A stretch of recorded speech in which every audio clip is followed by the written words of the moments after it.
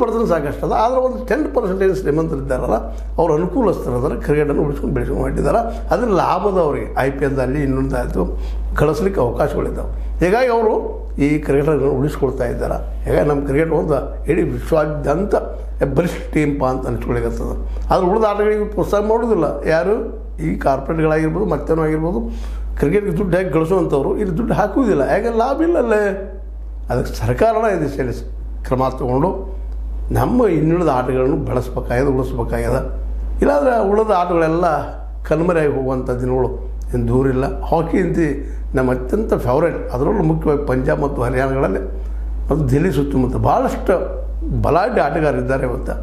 ಯಾಕಂದ್ರೆ ಆ ಏರಿಯಾಗಳ ವಾತಾವರಣ ಹಂಗದ, ಅಲ್ಲಿ ಅನುಕೂಲಸ್ಥರು ಇದ್ದಾರೆ. ಆದರೆ ಅವರಿಗೆ ಅವಕಾಶಗಳು ಹೆಚ್ಚಿಲ್ಲ ಅನ್ನೋದು ನಾವು ಗಮನಿಸ್ಕೊಂಡು ಎಲ್ಲ ದಿಶೆಯಲ್ಲಿ ವಿಚಾರ ಮಾಡ್ಕೊಂಡು ಹೋಗುವಂಥದ್ದು.